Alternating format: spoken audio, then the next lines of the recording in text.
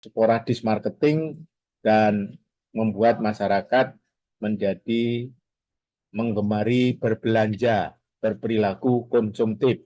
Maka kami menawarkan distribusi dulu. Distribusi dalam arti bukan memindahkan barang dari produsen kepada konsumen, tetapi menetapkan barang dan jasa apa yang dilakukan produksi sehingga produsen bisa membuat untuk kepentingan masyarakat. Kita akan diskusi dulu tentang manajemen operasi. Meningkatnya inflasi kepri ini didorong oleh realisasi inflasi Batam sebesar 0,7% atau 9,2% Joy. Dan istilah ekonomi sebaiknya Ibu Kota Provinsi Kepri tahun ini mencatatkan sebaliknya Ibu Kota Provinsi Kepri Tanjung Pinang mencatatkan deflasi 0,34% atau 6,15% Joy. Kenaikan harga sayuran, cabai rawit, dan ayam ras membuat inflasi di kelompok volatile paid food komponen yang bergejolak, seperti kita bisa menyaksikan terkadang di Batam ini terjadi kelangkaan cabai sehingga cabai itu mahal. Ya. Tercatat 1,8% komponen inflasi terbesar ini memberi andil 0,36% terhadap inflasi umum.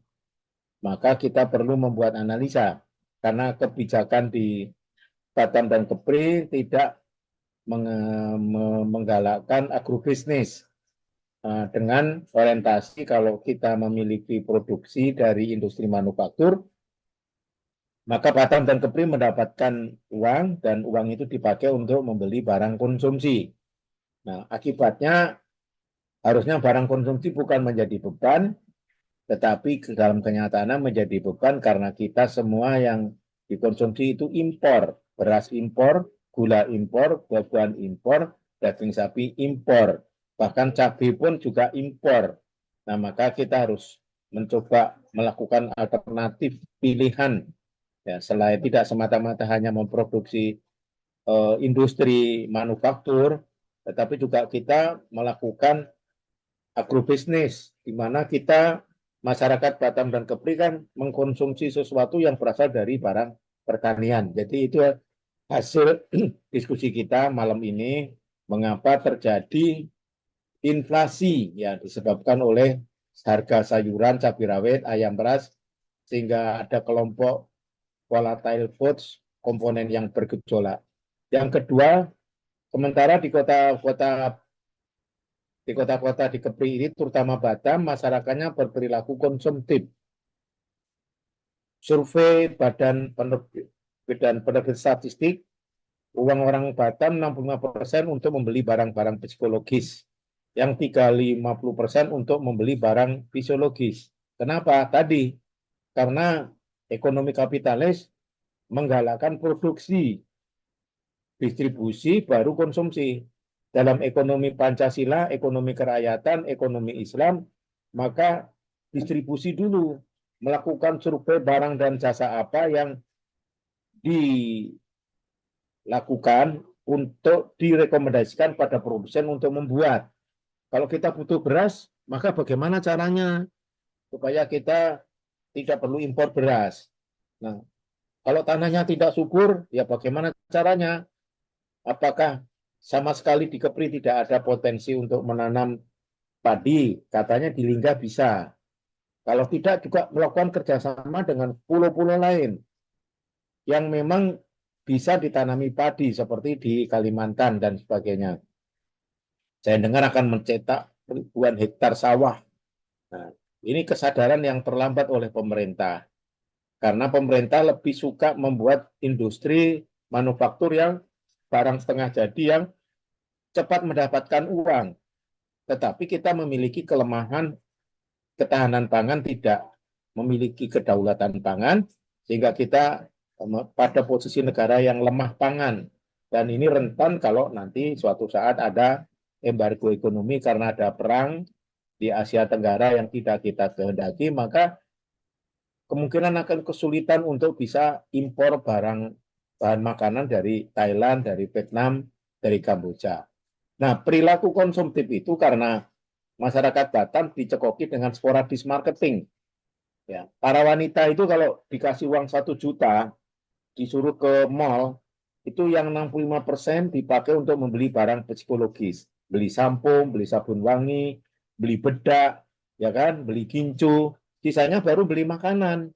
Nah, ini akibat daripada iklan. Ingin coba sampo ini, ingin coba sampo ini, ingin coba bedak ini, ingin coba minyak wangi ini. Di mana barang-barang itu sebetulnya tidak barang-barang yang diperlukan secara fundamental, tapi hanya bersifat barang-barang psikologis. Nah, inilah makanya dalam mempelajari manajemen operasional tidak semata-mata membahas tentang produksi, tapi juga karakter produksi seperti apa yang akan dikembangkan di masyarakat kita yang basisnya adalah Pancasila, di mana sila yang terakhir adalah keadilan sosial bagi seluruh rakyat Indonesia, dan pada Undang-Undang Dasar 45 Pasal 33 mengatakan kemajuan ekonomi adalah kemajuan bersama, bukan kemajuan orang per orang. Nah, jadi kalau itu diterapkan, tidak ada orang miskin, sama rata, ada kesenjangan sedikit sekali. Tapi sekarang kan ada gap antara Nagoya dengan Tanjung Uma. Nagoya banyak orang kaya, banyak para pedagang, sedangkan di Tanjung Uma banyak orang yang menengah ke bawah. Ini berbahaya untuk persatuan dan kesatuan bangsa yang suatu saat bisa menjadi pemicu konflik karena ada kecemburuan, ada kesenjangan sosial. Kemudian munculnya pasar modern, tumbuh menjamur, lebih banyak mall daripada pasar tradisional. Nah, inilah kebijakan-kebijakan ini yang harus dikritisi, dan saya sudah sampaikan ke pemerintahan, ke tata ruang agar dikurangi pasar modern. Karena kalau pasar modern itu untuk kelompok menengah ke atas, dan akhirnya beli kangkung pun di minimarket, di supermarket, beli sayuran, beli ketimun. Nah, tentu harganya tidak sama dengan pasar tradisional. Nah, inilah yang barangkali mungkin perlu dipertimbangkan oleh pengambil kebijakan, baik eksekutif maupun legislatif. Nah, sampai sekarang masih kita rasakan. Pasar jodoh aja habis dibongkar karena kalah dengan pasar-pasar modern, ya kan? Pasar jodoh kan habis nggak ada. Karena kiri kanannya banyak mall, gitu. Tapi kalau pasar tradisional itu jauh dari mall, pasti mungkin laku. Ya, akan menjadi tumpuan masyarakat untuk berbelanja, yang sudah pasti pasar tradisional harusnya lebih murah daripada pasar modern. Nah, pasar modern ini kuat modal, dia tidak untung 1 tahun, 2 tahun, 3 tahun pun masih kuat. Tapi kalau pasar tradisional sehari nggak laku, bangkrut ya. Maka perlu dikasih pembelaan, keberpihakan ke pemerintah, kepada pribumi, kepada masyarakat tempatan, agar mereka bisa melakukan fungsi-fungsi ekonomi. Kemudian fenomena masyarakat konsumtif yang bukan produktif tidak kurang dari 120 produk asing setiap yang digunakan masyarakat, seperti brand deterjen, Rinso, Dino, sabun-sabun itu kan dari Unilever. Unilever itu underbaunya Israel, ya. Tapi kita nggak bisa menghindar karena kita tidak punya pilihan, tidak punya substitusi.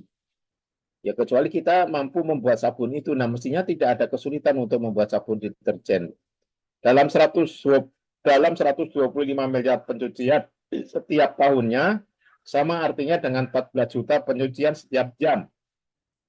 Kita menggunakan sabun Lifebuoy, sikat gigi, pasta gigi odol, obat kumur-kumur, mencuci tangan dengan swab, gantungan baju, lantai keramik, dinding keramik, tempat sampah, makanan pada anak-anak, nutrisi, es krim, mayones, minyak goreng, mentega, burger, makanan waralaba, peralatan sholat, sajadah, kendaraan motor, mobil, peralatan rumah tangga, blender, kulkas, kompor, wastafel, keran air, TV, radio, tape recorder, komputer, vacuum cleaner, hair dryer, handphone, smartphone. Itu semuanya dari Unilever, adalah merupakan underbaunya dari Israel. Jadi kita memang posisi kita memang menjadi seperti berperilaku konsumtif itulah makanya kita perlu melakukan pola hidup yang produktif, tidak konsumtif. Bentar, saya mau besarkan volume dulu.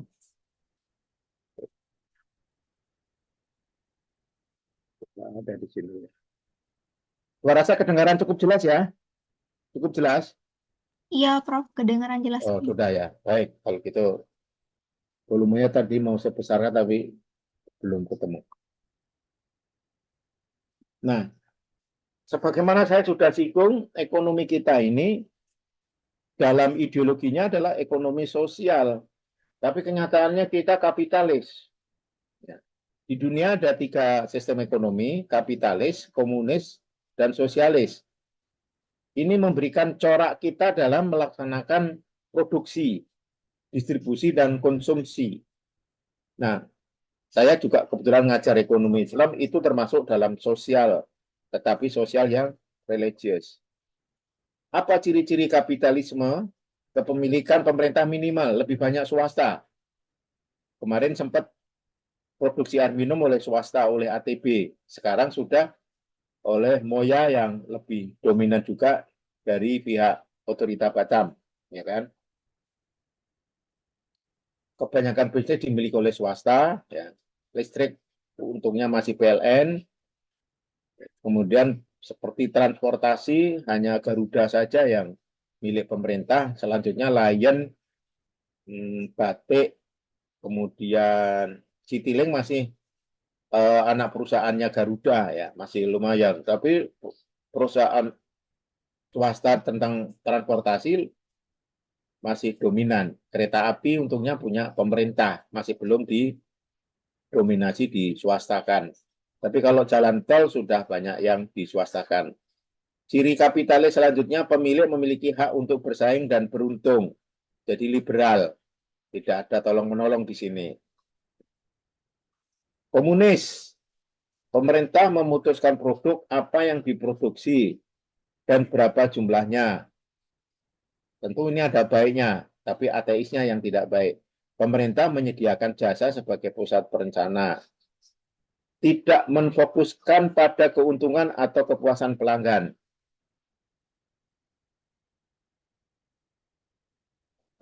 Saya mau tanya mahasiswa nih, yang ditulis tinta biru ini bagus nggak nih? Tidak menfokuskan keuntungan dan atau kepuasan pelanggan. Bagus nggak? Halo? Jelas, Prof. Ya? Bagus nggak? Kalau kalau nggak bagus apa alasannya? Kalau bagus apa alasannya?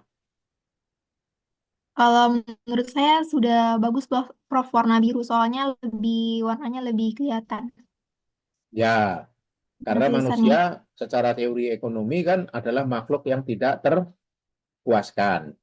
Jadi mau dikasih barang dan jasa apapun, dia akan berusaha untuk memiliki dan membelinya. Ya, karena nafsu. Sebetulnya secara fisiologi, manusia memiliki keterbatasan. Makan kan paling sepiring, nambah 1,5 piring jadinya. Nggak ada orang makan 5 piring kan? Pakai sepatu 1 pasang. Ada nggak orang pakai sepatu dan sendal 2 pasang? Ada nggak orang naik motor 2 motor, kaki kanan 1, kaki kiri 1? Ada nggak orang pakai jam tangan 4, kaki kanan 1, kaki kiri 1, tangan kanan 1, kaki kiri? Nggak ada kan? Secara fisiologi manusia memiliki keterbatasan. Tapi punya berapa pasang sepatu dan sendal? Punya berapa pasang jam? Punya berapa kendaraan motor, mobil? Nah, yang menjadikan punya banyak itu karena nafsunya. Tapi yang dipakai kan satu. Nah, komunis ada benarnya. Tidak memfokuskan pada keuntungan atau kepuasan pelanggan. Karena pelanggan tidak akan pernah puas. Dan pemerintah tadi seperti yang saya sampaikan. Memutuskan produk apa yang diproduksi dan berapa jumlahnya. Nah, pemerintah kita lolos yang seperti ini. Nah, itulah padahal Pancasila itu sosial. Harusnya punya ketegasan. Dulu zaman ya Soekarno ada, tapi tapi terlalu kebablasan juga sampai lepas dari Pancasila karena Pancasila itu sistem ekonomi itu pertengahan antara antara komunis dan kapitalis disebut dengan ekonomi sosial. Nah, pada Bapak kan ngalami zamannya Soekarno itu ngantri beras ya, ngantri beras, ngantri gula, ngantri minyak tanah pada waktu itu masih kecil ya tahun-tahun 60-an sebelum meletusnya Gestapo itu memang ekonomi kita pailit bahkan sempat makan bulgur dulu, tidak ada beras karena padi juga dimakan sama tikus sehingga saya pun dulu waktu kecil sempat makan bulgur karena terjadi paceklik.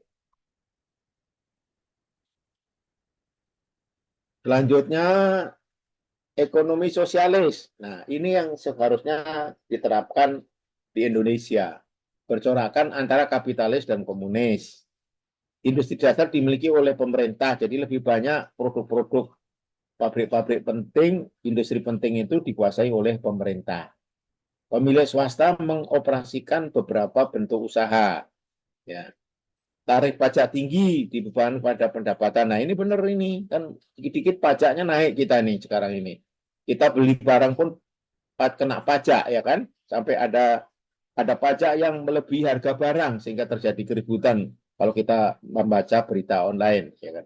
Pemerintah menawarkan manfaat kepada penganggur. Nah, ini yang tidak dilaksanakan. Jadi orang yang nganggur di negara sosial itu dikasih honor, dikasih insentif untuk menjaga kehidupannya. Ini yang tidak ada. Kalau di sini nganggur-nganggur lah, nggak ada yang kasih uang. Yang seharusnya kalau memang kita betul sosial adalah menjadi mendapatkan pendapatan bagi orang-orang yang nganggur. Nah, ada alternatif ekonomi Islam yaitu sosial tapi religius. Konsep sejarah menurut Al-Quran, hak milik pribadi secara terbatas, alat-alat produksi, persaudaraan manusia yang universal. Jadi tidak ada etnis, tidak ada kesukuan, yang ada hanya batas administrasi negara. Hubungan kemitraan. Jadi bank itu pun kemitraan, tidak ada nasabah dan tidak ada bankir, bank. Tapi yang ada kemitraan antara penabung dan bank yang menerima tabungan untuk disalurkan kepada yang membutuhkan. Prinsip koeksistensi abadi menghalalkan perdagangan dan mengharamkan riba. Akhalallahu bai'a wal harama riba. Nah, nanti ada perbedaan antara perdagangan dan riba. Kalau saya membeli motor 10 juta, penjual menambahkan untung 2 juta, itu namanya perdagangan. Tapi kalau motor harga 10 juta karena saya membayar secara angsur, kemudian dikasih bunga berapa persen, nah itu namanya riba. Kekuasaan adalah milik Allah yang maha kuasa. Nah, Cina yang ideologi agamanya, ideologi negaranya sosial, bahkan ada yang komunis, itu sedang mengalami percepatan pertumbuhan ekonomi. Kita bisa membandingkan di sini penduduknya 1,331 miliar, kita masih 240 dan 330 dan sekarang sudah naik menjadi 240 juta. Luas wilayah dia 9.600, jadi 9.600.000 kilometer. Nah, kita baru 1.905 kilometer persegi. Kepadatan penduduk 143, kita 127, pendapatan nasional DNI 9.170 miliar US dollar, sedangkan Indonesia hanya 855 miliar dolar US dollar. Pendapatan nasional per kapita di Cina 6.890, kita hanya separuhnya 3.720. Pertumbuhan ekonomi mereka 9,1, nasional kita hanya 4,5 atau sampai dengan 5%, sedangkan di Batam sudah tumbuh 7%, alhamdulillah. Maka dari itu, seperti tadi yang kami tawarkan bahwa dalam sistem ekonomi konvensional melakukan produksi, distribusi, konsumsi. Tadi sudah saya berikan intro jawaban bahwa dalam pandangan ekonomi sosialis adalah distribusi dulu baru produksi, baru konsumsi, dengan alasan produksi distribusi adalah merekomendasikan produksi barang dan jasa apa yang harus dibuat oleh produsen sehingga tidak terjadi oversupply.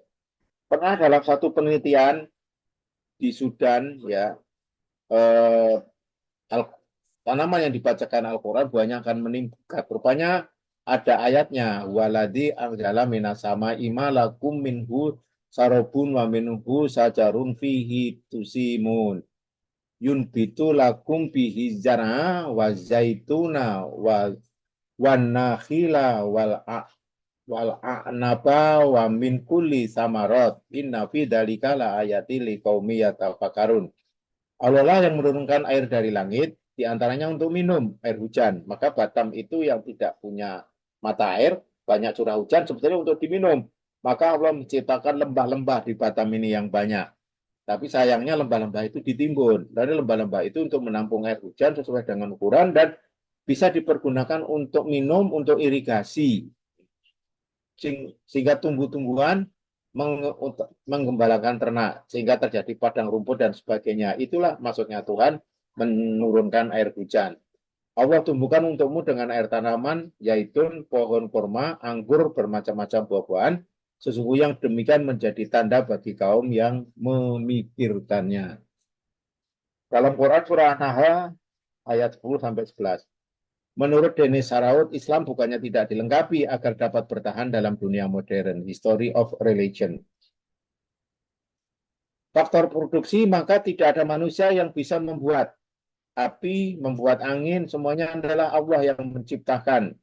Ada tumbuh-tumbuhan, ada barang galian, ada binatang, ada flora, ada fauna, gunung, udara, api, semuanya Allah. Manusia hanya memadukan faktor produksi. Manusia memadukan angin dengan ban, maka jadilah ban. Manusia memadukan tanah, air, udara, dan padi, maka muncullah beras. Nah, jadi faktor-faktor produksi seperti itulah yang digabungkan oleh manusia sehingga barang itu menjadi bermanfaat. Jadi manusia hanya memadukan material agar berguna untuk kepentingan manusia dalam beribadah kepada Allah. Pemanfaatan sumber daya material harus efisien karena harus diwariskan pada generasi yang akan datang.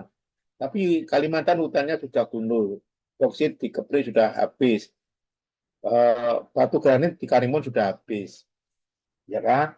Nah, kayu-kayu dolken sudah habis. Harusnya para pendahulu kita harusnya bijak untuk diwariskan pada generasi yang akan datang.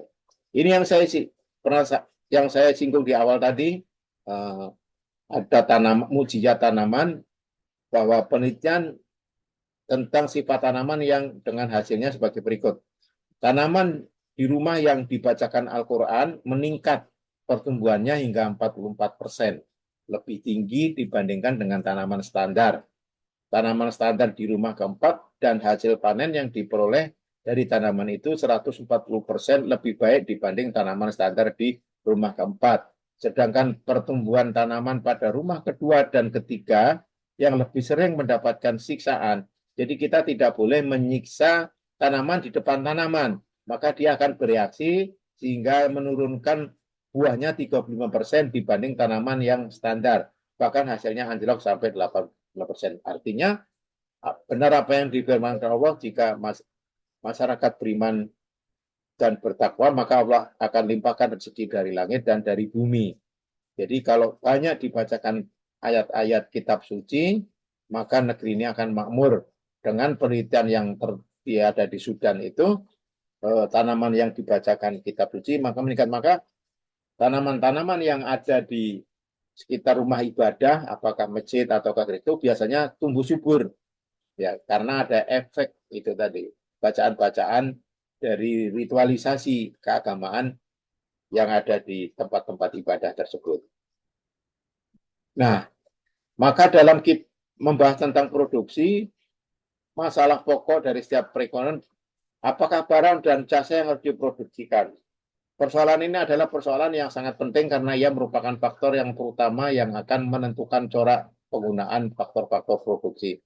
Kalau kita terlalu banyak membuat produksi, tetapi demand yang menurun, maka akan terjadi overproduksi dan akan digunakan sporadis marketing Dan orang membeli karena bukan kebutuhan, tapi orang membeli karena tawaran dari marketing-marketing yang mencuci otak kita, yang tadinya kita nggak mau beli menjadi harus membeli. Bagaimana cara memproduksi barang dan jasa tersebut? Apakah menggunakan lebih banyak tanah? Berarti kan ada komparatif dan ada kompetitif. Kalau kita lebih banyak menggunakan sumber daya alam, namanya komparatif. Ya. Menggunakan lebih banyak modal dan teknologi modern. Cara yang manakah lebih sesuai. Jadi kita bisa dengan cara efisien seperti di Jepang, ya kan, di Korea, itu lebih sedikit menggunakan lahan, tapi bisa menghasilkan, itu namanya competitive advantage. Masalah efisiensi merupakan salah satu faktor yang akan dijadikan dasar dalam melakukan pemilihan. Yang ketiga, untuk siapakah barang dan jasa tersebut diproduksikan. Jadi kita tidak asal membuat barang satu produk ataupun jasa, tapi kita harus sesuai dengan budaya, karakter, dan kebutuhan masyarakat. Kalau masyarakat belum butuh mobil, jangan buat pabrik mobil. Kecuali itu untuk diekspor. Tapi yang dibutuhkan masyarakat harus terpenuhi. Masyarakat membutuhkan barang konsumsi, beras, gula, buah-buahan, sayuran. Maka kita harus menyediakan produksi itu yang disebut dengan agrobisnis ini yang kita tidak lakukan. Untuk menjawab persoalan ini, yang pertama dibuat adalah menentukan cara pendapatan dari faktor-faktor produksi yang ditentukan tersebut. Bagaimana cara upah tenaga kerja, sewa tanah, bagi hasil modal dan keuntungan para pengusaha, maka kita perlu menghadirkan investor. Di Kepri ini lautnya 98%, sedangkan daratan hanya 2%. Maka harusnya ada produksi yang berbasis kelautan dan kemaritiman. Ada 8 fungsi blue economy, seperti untuk kemaritiman, perikanan, ada untuk turbin, ya kan, ada untuk berbagai potensi kelautan dan kemaritiman yang bisa dijadikan sumber daya alam produksi yang akan menghasilkan untuk mensejahterakan masyarakat di Kepulauan Riau. Nah, di dalam manajemen operasional kita akan mempelajari production, operation management, dan apa yang dilakukan seorang manajer operasi serta jasa. What is operation management? Apa manajemen operasi atau manajemen produksi? Production adalah proses penciptaan atau memadukan yang benar barang dan jasa. Ya, jadi kita membuat produksi otomotif, maka kita akan ada jasa transportasi, memerlukan sopir, memerlukan montir untuk bengkel, memerlukan cuci mobil, memerlukan ganti oli dan sebagainya, sehingga memunculkan lapangan pekerjaan. Operation management adalah serangkaian aktivitas yang menghasilkan nilai dalam bentuk barang dan jasa dengan mengubah input menjadi output. Jadi yang dijual itu adalah nilainya. Jadi kalau kita beli mobil, bukan kita beli besi, tapi manfaat mobil itu apa untuk transportasi. Tapi orang membeli mobil tidak semata-mata manfaat transportasi, tapi tampilannya, gayanya, warna catnya, mereknya. Nah, inilah sehingga produsen memasang harga untuk memenuhi kebutuhan-kebutuhan dari para konsumen yang akan membeli mobil tersebut. Perdebatan, siapakah yang menciptakan, manusia atau Tuhan? Ya pasti Tuhan yang menciptakan. Manusia hanya memanfaatkan materi yang ada di alam semesta ini. Ini jawabannya. Nah, bagaimana mengorganisasikan untuk menghasilkan barang dan jasa? Itu ada fungsi-fungsi. Yaitu pertama, fungsi marketing. Menghasilkan permintaan, menerima pesanan barang dan jasa. Tidak ada aktivitas kalau tidak ada penjualan. Jadi, tidak akan ada produksi kalau tidak ada penjualan produk tersebut. Makanya distribusi itu penting. Distribusi dalam arti melakukan survei barang dan jasa apa yang diproduksikan. Operation menghasilkan, berarti ada industri. Kendaraan, kita butuh transportasi kendaraan, maka harus ada pabrik otomotif. Dengan segala rangkaiannya, berarti ada pabrik ban, ada mesinnya, ada olinya dan sebagainya. Kemudian modal, financing, accounting, mengawasi sehat atau tidaknya organisasi dalam membayar tagihan dan mengumpulkan uang, kan gitu. Berdebatnya apa tugas marketing yang sebenarnya? Marketing itu bukan hanya semata-mata menawarkan barang, tetapi melakukan rekomendasi pilihan produk barang dan jasa apa yang tepat untuk diberikan pada masyarakat sebagai pemenuhan kebutuhan. Fungsi organisasi ada marketing, menghasilkan permintaan, ada operation, menghasilkan produk atau pelayanan, financing, finance, accounting, membayar tagihan, dan mengumpulkan uang. Ini fungsi-fungsi bank, ada pemasaran, ada operasi, ada keuangan, ada teller, scheduling, check clearing, ada transaction processing, dan ada security. Kalau airline berarti ada marketing, ada operation, ada finance, ada flights operation, ada ground support, ada facility, ada maintenance, dan ada catering yang kalau kita lihat, kalau kita naik pesawat tuh ada mobil yang bawa makanan yang dimasukkan ke dalam pesawat untuk dimakan dalam perjalanan. Manufaktur, jadi function manufaktur, fungsi dari manufaktur itu ada marketing, ada operation, dan ada finance. Ada manufacturing, ada production control, ada quality control, ada purchasing, penjualan. Kemudian bagaimana kita memahami lebih jauh tentang studi organization management. Mengapa kita harus mempelajari manajemen operasi? Karena satu dari tiga utama organisasi tadi ada marketing, finance, dan operation.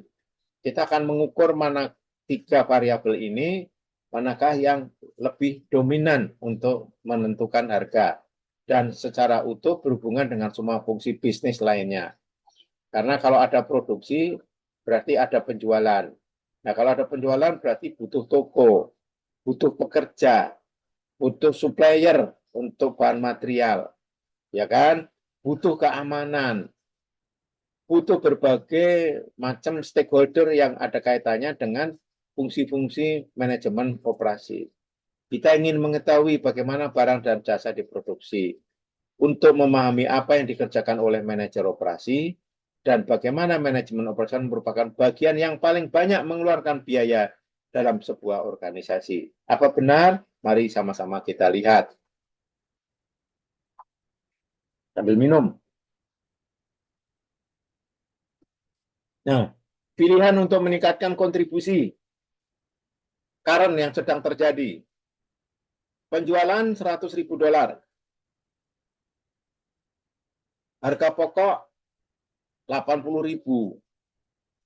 Jadi laba kotornya berapa? Ya gitu. Kita jual 100, tapi kita membuat harga pokok penjualan HPP-nya 80, berarti kita untung 20.000.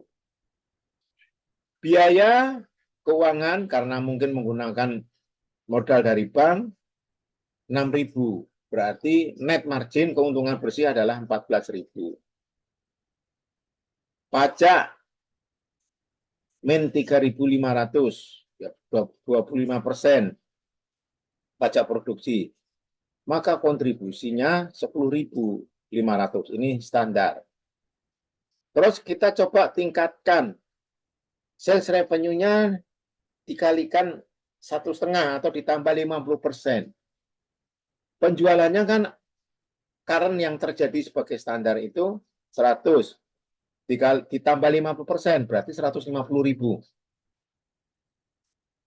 Harga pokok penjualan 80.000. Kalikan 1,5. 1,5 kali 80.000 berapa? Halo, ada handphone, ada kalkulator. 1,5 kali 80.000 berapa?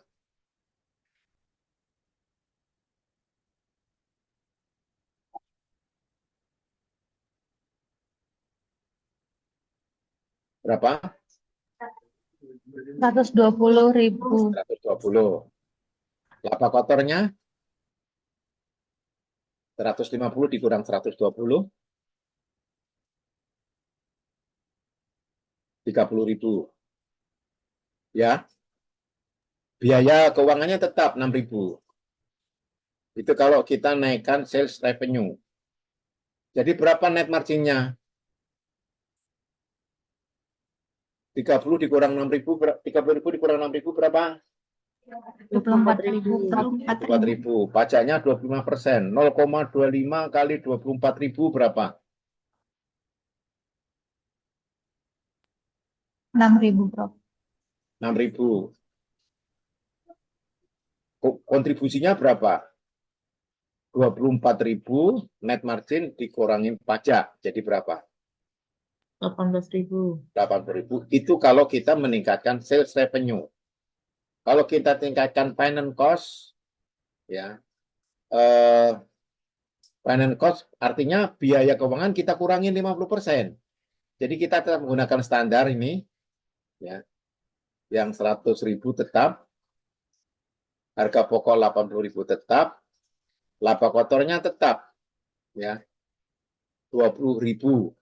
Tapi biaya keuangan kita kurangin 50%. Dari 6.000 dikurangin 50%. Jadi 0,5 atau 50% kali 6.000, 3.000. Ya, betul? Maka net marginnya naik menjadi 17.000. Kemudian pajaknya 25%. 25% kali 17.000 berapa? 4.250 dikurangin. Maka kita mendapatkan kontribusi 12.750. Nah, ini biaya operasional. Kalau yang kita tinggalkan production cost-nya, kita efisiensikan, maka kita mempelajari MM itu dalam rangka untuk efisiensi produksi. Cost, biaya produksi, kita kurangin menjadi 20%. Penjualannya tetap 100.000 dolar.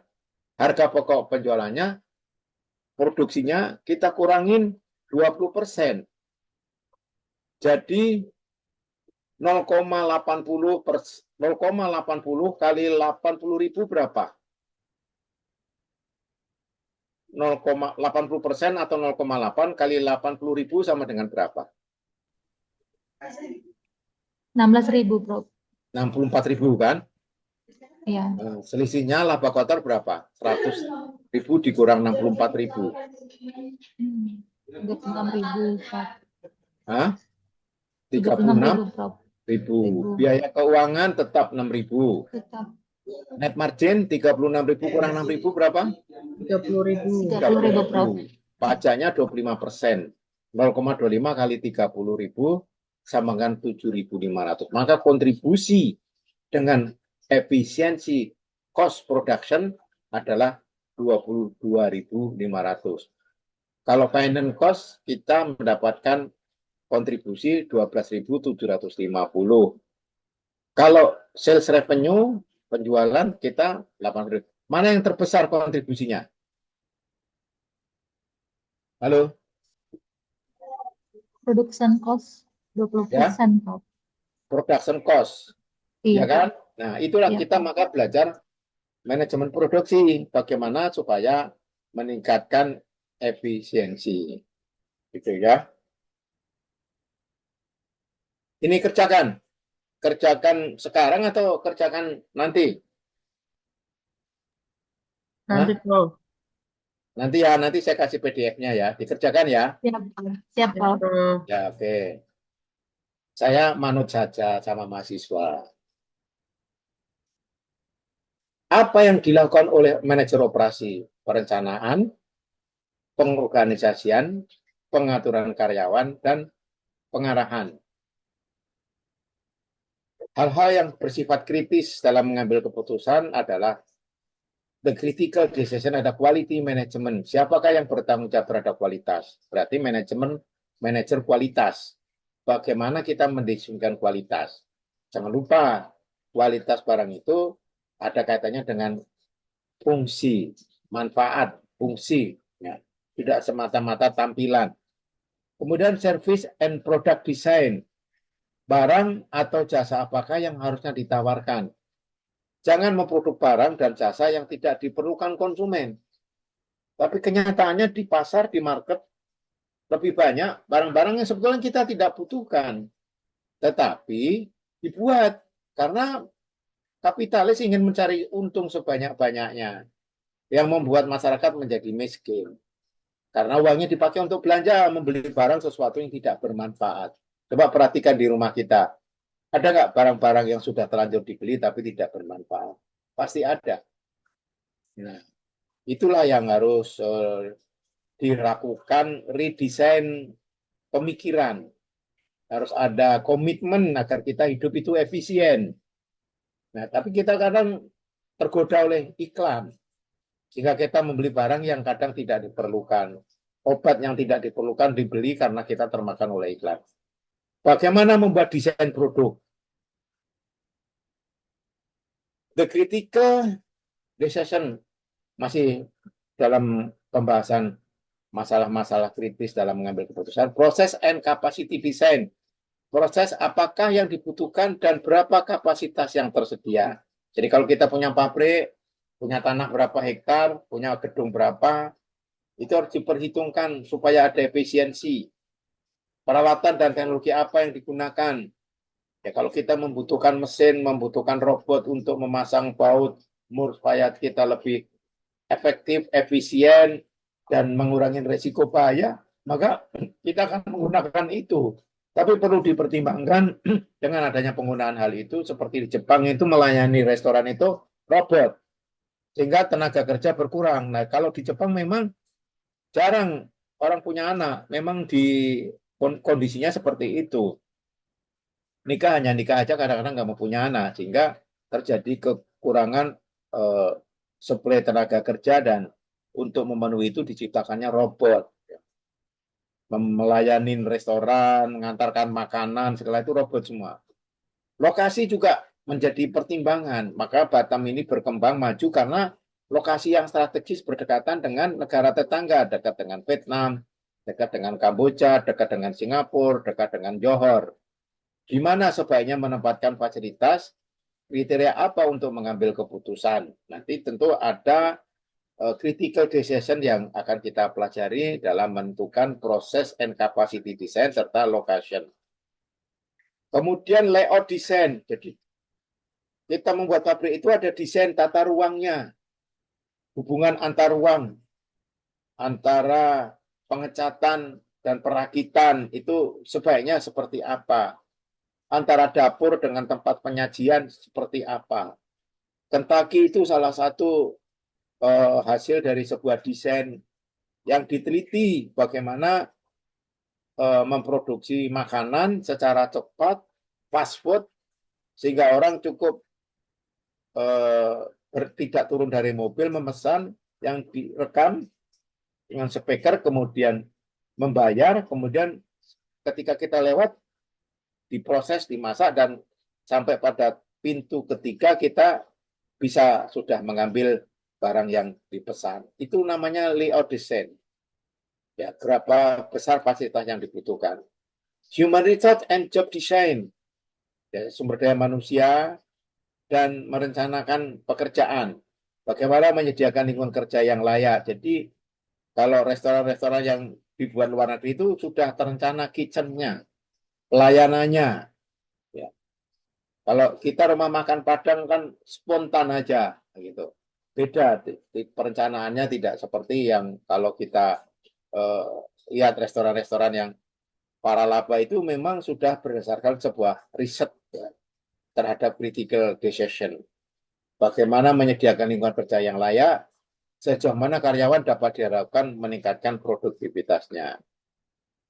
Supply chain management, apakah kita membutuhkan rangkaian suplai barang-barang dari pihak stakeholder, ya kan? Siapakah pemasoknya? Jadi kalau kita membuat roti, gandumnya dari mana? Kemudian kalau kita bikin Kentucky, ayamnya dari mana? Kalau kita bikin burger, berarti ikannya, dagingnya dari mana, sayurnya dari mana? Yang dapat menyatukannya dalam program e-commerce. Inventory, perbudangan, material, requirement planning, berapa banyak persediaan setiap barang yang harus dimiliki. Jangan sampai ketika ada orang memesan, kita tidak memiliki simpanan ya di dalam melayani kebutuhan konsumen, sehingga nanti konsumen bisa kecewa dan pindah. Ya. pindah ke tempat lain. Kapan dapat dipesan kembali? Intermediate, short term, and project scheduling. Pekerjaan apa yang dapat dilakukan setelah ini? Tentu akan ada ikutannya. Setelah kita melakukan aktivitas produksi, tentu ada ikutannya. Melakukan servis dari produk barang dan jasa yang sudah kita jual. Apakah lebih baik mempertahankan karyawan di saat bisnis menurun? Atau ada sistem kontrak? Atau ada sistem merumahkan? Nanti ketika diperlukan tinggal dipanggil kembali. Kemudian maintenance, perawatan. Siapa yang bertanggung terhadap perawatan?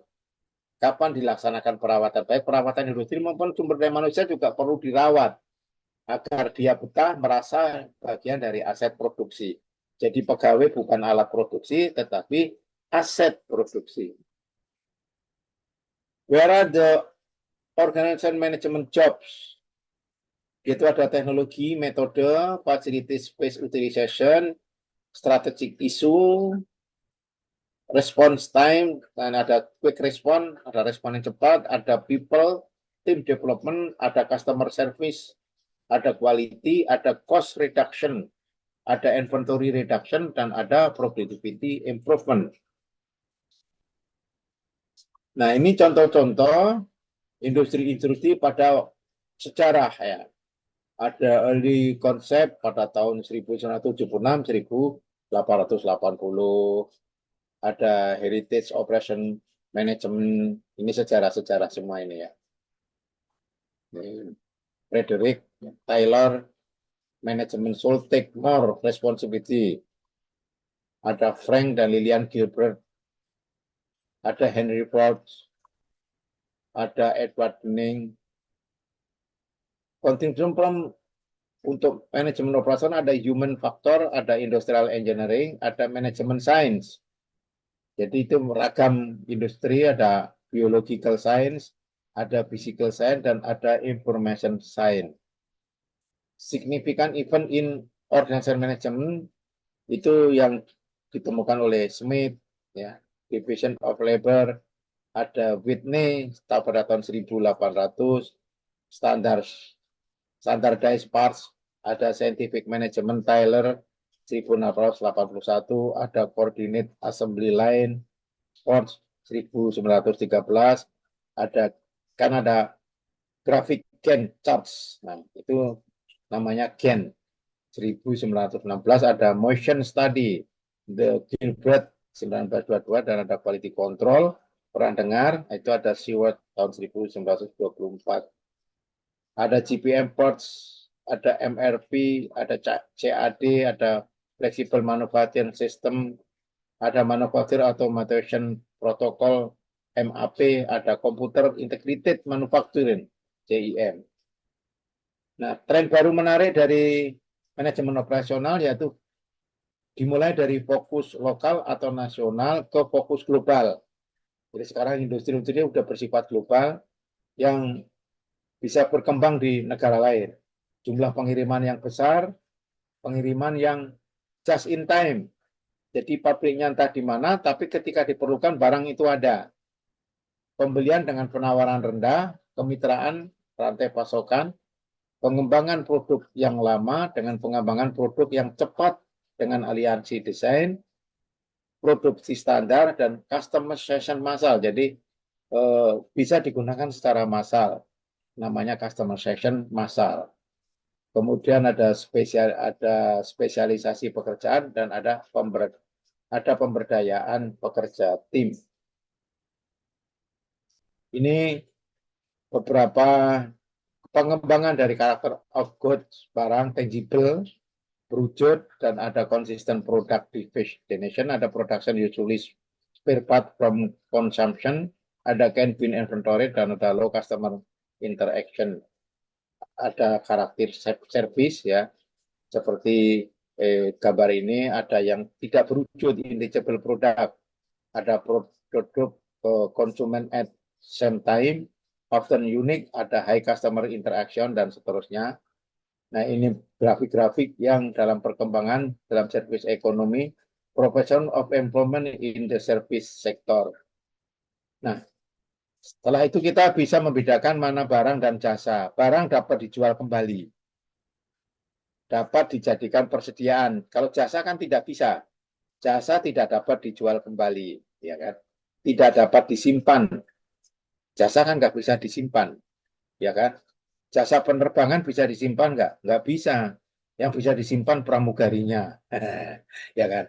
Jadi kalau jasa transportasinya kan juga nggak bisa disimpan. Tapi kalau barang bisa dijual kembali, dapat dijadikan persediaan. Beberapa aspek kualitas dapat diukur kalau barang, sedang aspek kualitas sulit diukur. Penjualan berbeda dari produksi. Penjualan bagian dari jasa itu kalau jasa. Barang dapat dipindahkan, jasa kan nggak bisa. Penyedia jasa bukan jasanya dapat dipindahkan. Lokasi kualitas penting hubungan pelanggan. Mudah dibuat secara otomatis, sulit dibuat secara automatically. Revenue dihasilkan dari barang dan jasa, revenue dihasilkan dari jasa yang tidak nyata. Itu.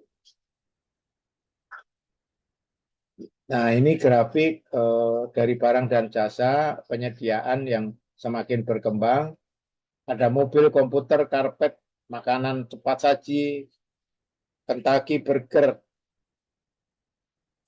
dan makanan-makanan yang lain, agen periklanan, perawatan rumah sakit, agen periklanan, manajemen investasi, jasa konsultan, dan konseling. Nah, ini presentasi dari hasil penelitian organisasi di masing-masing sektor. Sektor jasa ada jasa profesional, pendidikan, hukum, kesehatan, itu membutuhkan pekerjaan 24,3%. Perdagangan eceran grosir 20,6%. Layanan umum transportasi 7,2%, dan seterusnya. Ada seperti ini. Nah, disimpulkan bahwa jasa membutuhkan persen all job 75,4%. Itu jasa. Sedangkan kalau manufacturing tenaga kerjanya 24,6%. Jadi lebih banyak servis, ya, jasa. Maka Singapura kan lebih kepada jasa. Ya. Nah, bagaimana tantangan untuk meningkatkan produktivitas? Dalam sistem ekonomi menambah nilai dengan mengubah input menjadi output. Inputnya apa, maka outputnya apa. Nah, dalam input itu ada lahan, tenaga, manajemen operasional, modal, manajemen, maka diproses dan menghasilkan output barang dan jasa. Dalam proses itu, menurut sistem ekonomi di Amerika Serikat, merubah input menjadi output pada peningkatan produktivitas 2,5% per tahun. Peningkatan produktivitas merupakan perpaduan kapital 38%, terjadi pengurangan 2,5%, labor antara 10% dan terjadi pengurangan 2,5%, dan manajemen yang paling banyak adalah mendominasi 52%. Jadi dalam manajemen operasional itu lebih didominasi tentang manajemen. Ya. Jadi bukan peningkatan produktivitas dan bukan tenaga kerja, tetapi adalah manajemen yang lebih dominan. Nah, kita coba akan menghitung produktivitas. Measure of process improvement represents output relative to input. Produktivitas itu adalah merupakan rasio output yang dihasilkan dibagi input yang digunakan. Umpamanya ada produk 1000 unit, waktu yang dibutuhkan 250 jam. Berarti produktivitasnya adalah 4 unit per jam kerja. Ya. Multifaktor produktivitas yang tadi kan hanya produk dan waktu. Yaitu rumusnya output dibagi pekerja, material, energi, modal, dan lain-lain. Contoh, perusahaan Colin Title mempunyai 4 karyawan, bekerja 8 jam per hari. Upah $640 per hari. Biaya overhead $400 per hari. Colin memproses produk 8 unit per hari. Dengan sistem baru dapat meningkatkan produk 14 unit per hari. karyawan, jam kerja, upah tetap, biaya overhead sekarang meningkat menjadi $800 per hari. Hitunglah peningkatan produktivitas tenaga kerja dan manufaktur. Jawab.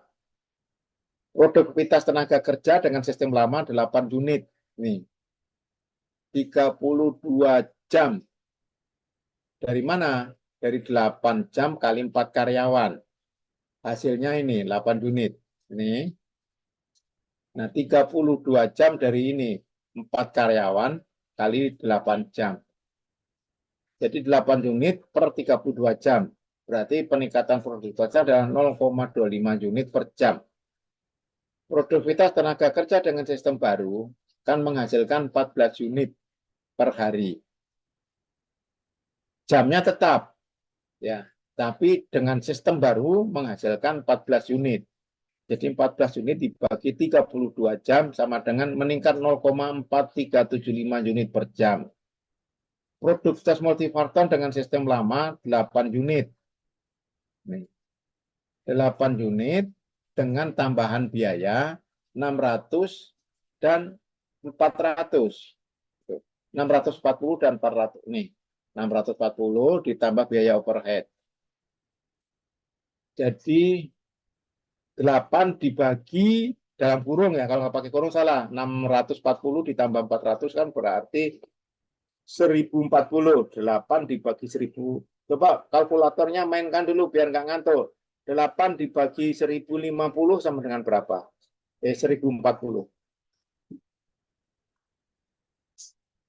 0,00 berapa? 8 dibagi 1050. 1050.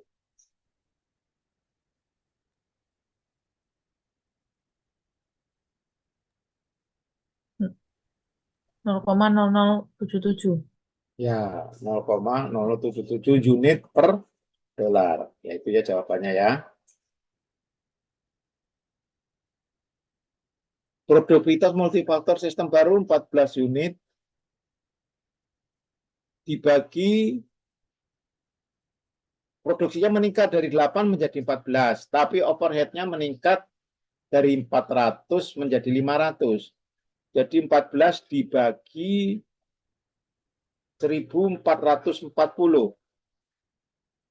Berapa? 0,0097. Oke. 0,0097 dengan 0,0077 lebih besar mana? 0,0097. Nah, berarti meningkat. Meningkat. Peningkatan produktivitasnya meningkat. Produktivitas telah meningkat dari 0,25 menjadi 0,435 ini. Perubahannya adalah 0,43575 dibagi 0,25. 0,4375 dibagi 0,25 sama dengan berapa?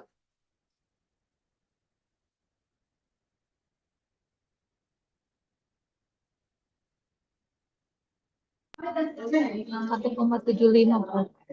1,75 atau sebesar 1,75 dikurangin 100%.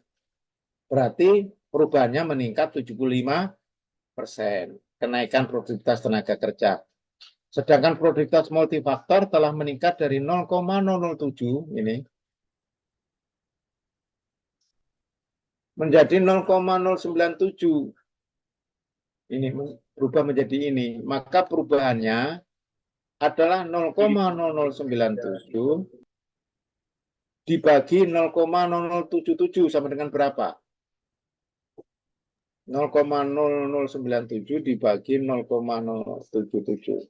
1,259, Prof. Nah, berarti meningkatnya dikurangin 100%, 25,9% kenaikan pada produktivitas multifaktor, ada upah, ada tenaga kerja, dan sebagainya. Nanti ini dikerjain ya. Sudah 2 PR-nya ini. Ya, Prof. Ya. Oke. Nah, ini rumus organisasi proses manufaktur.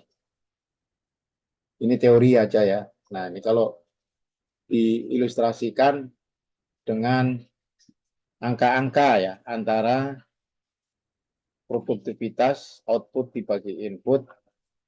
Jadi ini kalau ini ada pabrik roti, Tapi tahunnya belum saya sesuaikan, harusnya ini sudah dirubah ya. Umpamanya sekarang 23, 24.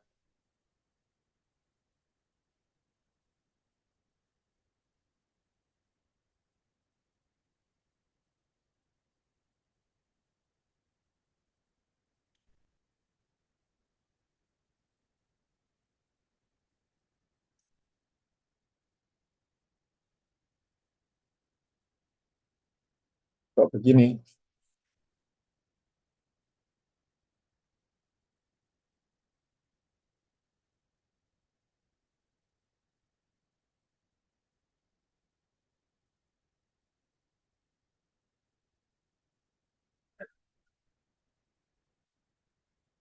Empat dari 2023.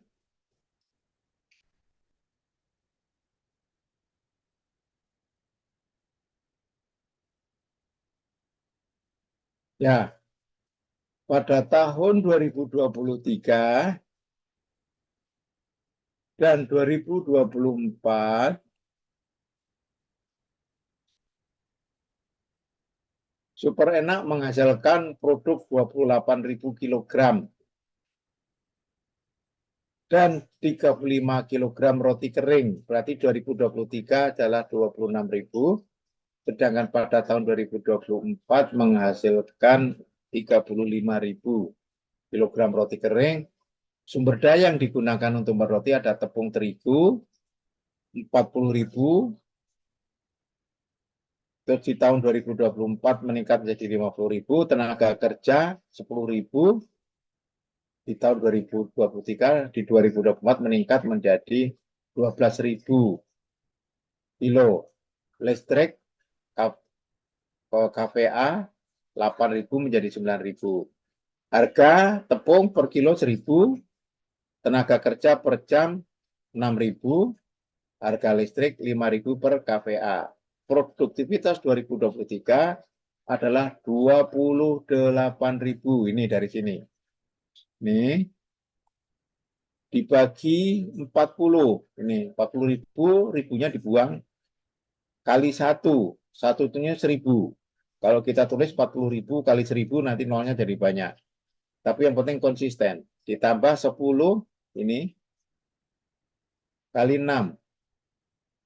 Ditambah 8, ini 8.000, kali 5.000.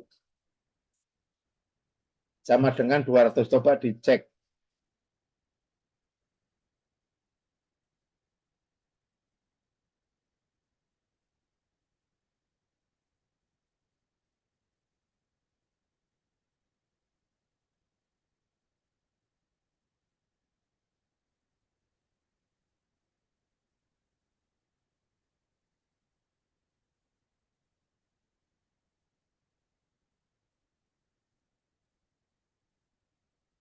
Oh, ini lari, memang lari ya. Ini memang kita boleh di...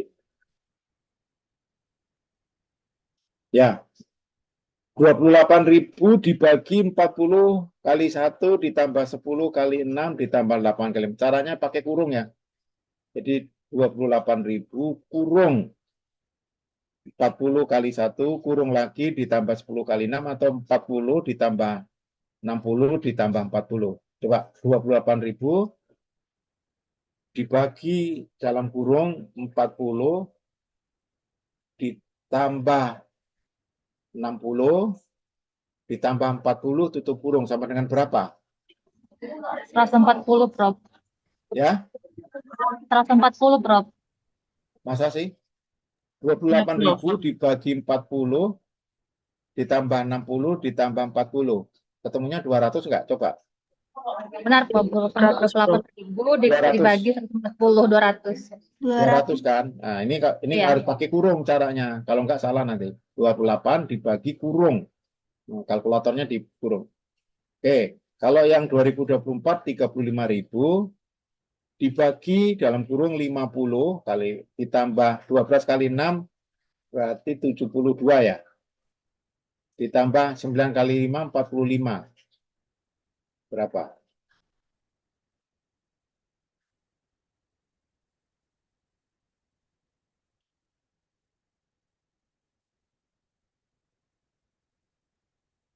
Berapa? Betul, Prof. 209,6. 0,6. Nah, berarti kondisi peningkatan dari 2023 ke 2024 produktivitasnya adalah 209,6 dikurangi 200. 9,6. 4, enggak gitu. Ya, 9,6 bagi 200, bagi benar. 200 ya. Iya, 4,8%. 9,6 dibagi 200 kamu 4,8% ya. Benar. Selisihnya ini, betul nggak? Betul, Pak. 9,6 bagi 200. 9,6 dibagi 200 berapa? Kali 100%. 4,8. Ya. Jadi cara ngitungnya ini gitu ya. Ini selisih dari kemajuan ini 2004 kan 9,6 dibagi ini pokoknya kan 200. Maka kenaikan produktivitas adalah 40 kali 100%, berarti 4,8. Gitu caranya ya, cara ngitungnya. Tahu ya? Oke. Prof. Tahu semua? Ini kerjakan. Sudah berapa PR-nya ini? 3. Ya, kerjakan ya. Nanti tahunnya saya sesuaikan dulu. Ini materi lama ini. Enggak disesuaikan tahunnya.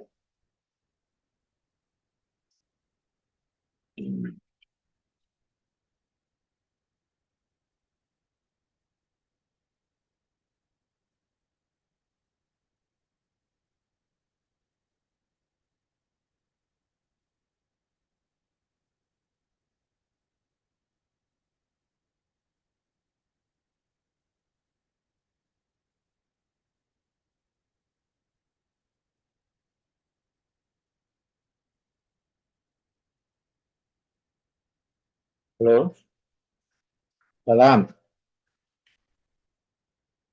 Ngajar biasa, lagi ngajar. Ya, gimana? Nah, nah,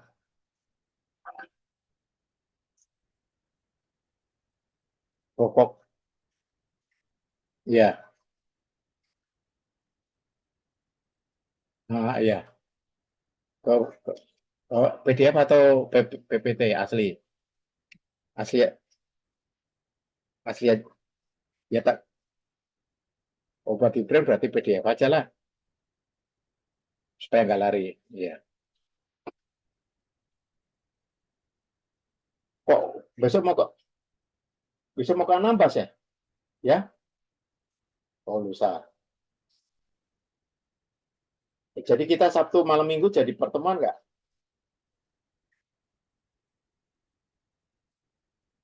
Oh, memang besok ke Anambas ya? Lusa ya.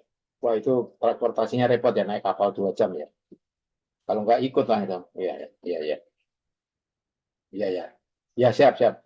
Oke, yuk, makasih, yuk, salam. Ya, ini ya. Tapi nanti yang sudah saya PDF kan tahunnya belum saya rubah, nanti tolong disesuaikan. Oke. Ada lagi, jangan khawatir ya. Isinya MO itu memang banyak hitung-hitungan. Produktivitas.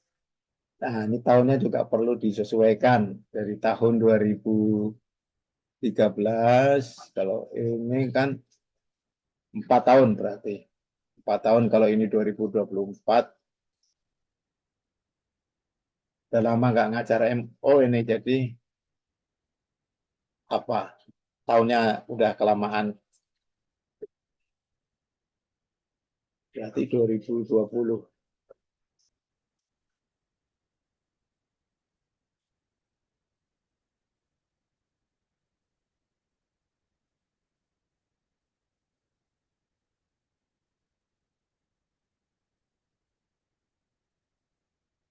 Oke, produktivitas dan tenaga kerja dari PT Amarta Karya, yaitu memproduksi rel kereta api, balok-balok untuk kereta api.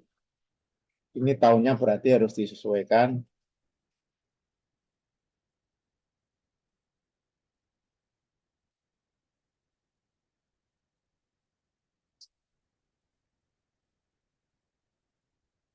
Oh, ini 2013. 2000.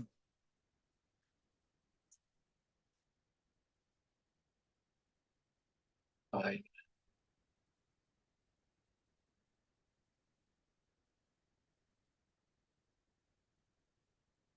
24.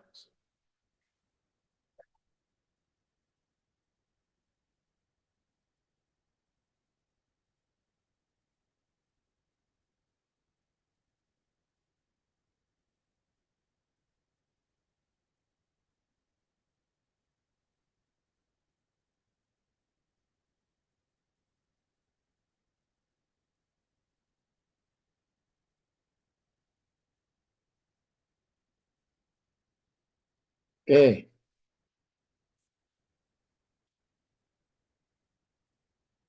Data rata-rata produksi dari tenaga produksi dan tenaga kerja PT Amarta Kaya dari tahun 2020 sampai 2024. Indeks produksinya pada tahun 2020 dibuat dalam tabel sebagai berikut. 2020.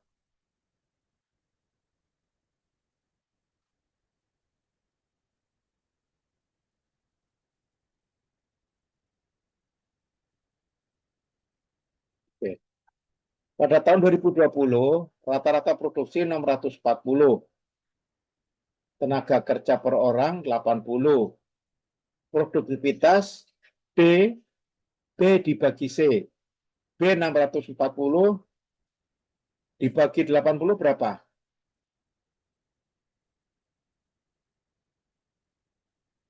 Halo, 8, 8 ya. Berarti sebagai dasar untuk menghitung produktivitas adalah 8. Ini. Jadi di sini tulis 8 semua. Di tahun 2021 meningkat menjadi 701. Tenaga kerjanya 85. 701 dibagi 85 berapa? 8,24, Ya. 2022 714 dibagi 91. 7,8. Ini nggak pakai kalkulator ya, langsung baca aja gitu ya. Pakai kalkulator, Prof. Kok cepat? 2023 730 dibagi 95. 7,68. Hah? 7,7. Iya, Prof. 2024 760 dibagi 100 7,6. Ini karena tetap 8 sebagai dasar. Nah, rumusnya F sama dengan D per E kali 100. D-nya berapa? 8. 8 dibagi 8. 8 kali 100. 100. 100. 82 dibagi 8 kali 100.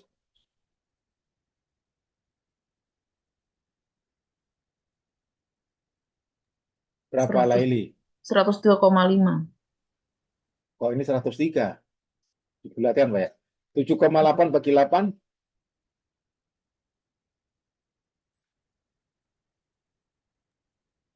97,5. Ini mana benar kalkulatornya? Ini ada pembulatan berarti. 7,7 bagi 8. Ya nanti sesuai dengan hasil kalkulator ya. 96. Kok benar?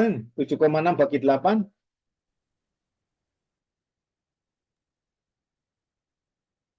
95. Iya, Prof. Terjadi kenaikan peningkatan pada 2020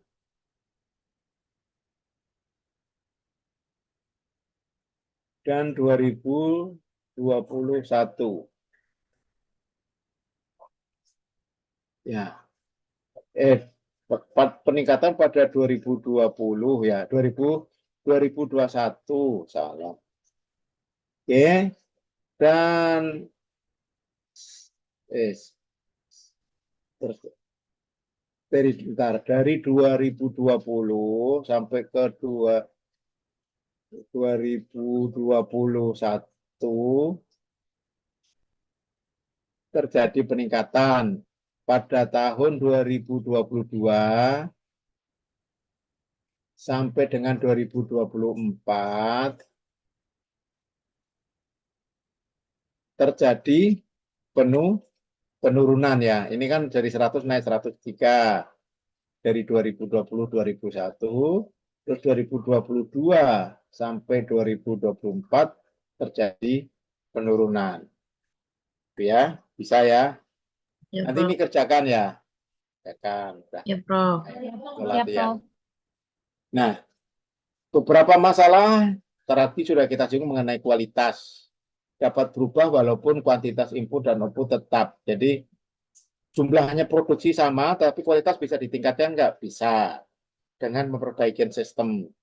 Unsur-unsur luar dapat menyebabkan peningkatan atau penurunan produktivitas pada sistem walaupun dengan cara tidak langsung. Ya. Kurang atau bahkan tidak ada satuan pengukuran yang akurat. Ya. Ini. Productivity variabel. Jadi ada labor, ada modal, ada manajemen.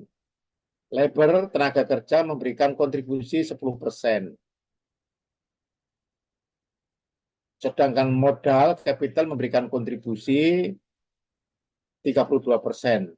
Sedangkan manajemen memberikan kontribusi 52%. Maka betapa pentingnya manajemen ketimbang modal dan tenaga kerja. Maka kalau kita melakukan bisnis, manajemenlah yang memegang kata kunci kesuksesan. Itulah intinya. Ya.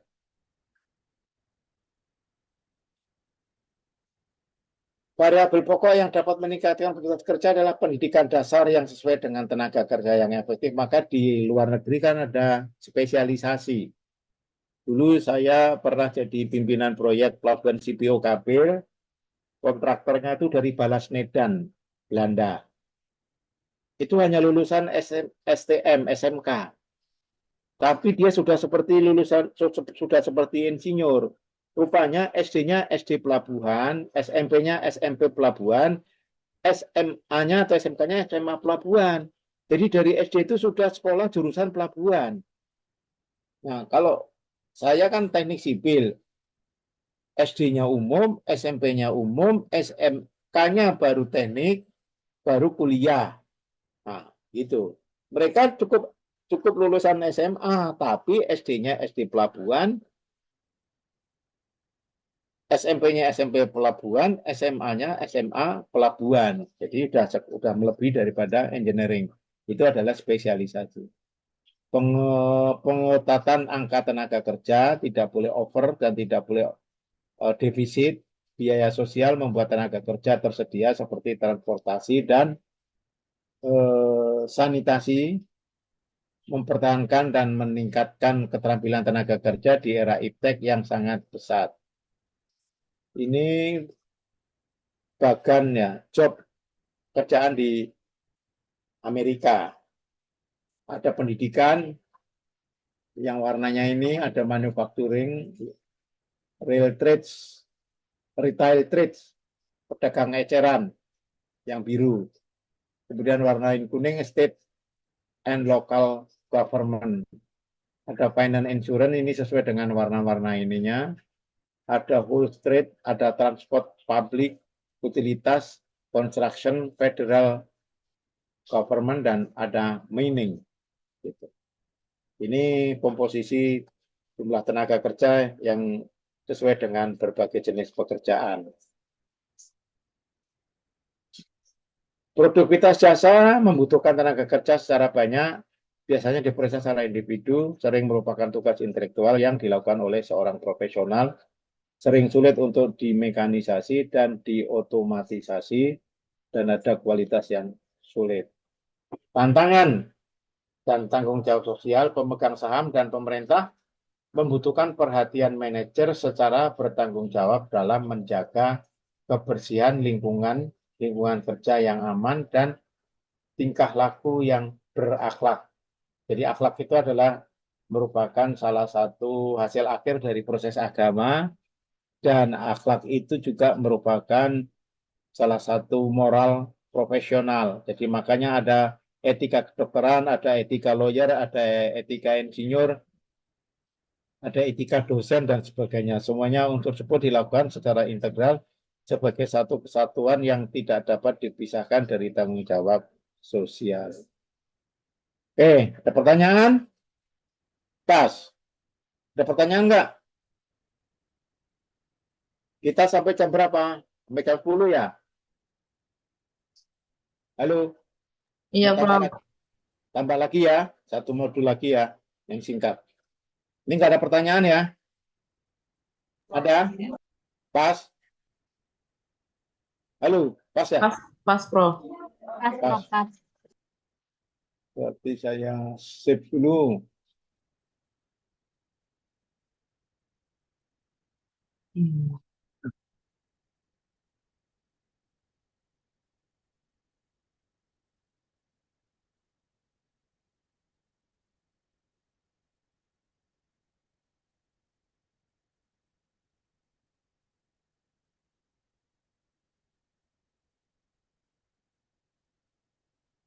Kita akan masukin modul berikutnya. Manajemen. Saya lompat ini yang duanya, cuma lebih banyak cerita-cerita tentang sejarah, tentang tangible dan intangible. Manajemen proyek. Mungkin ada yang engineer ya, ada yang insinyur ya. Pentingnya manajemen proyek.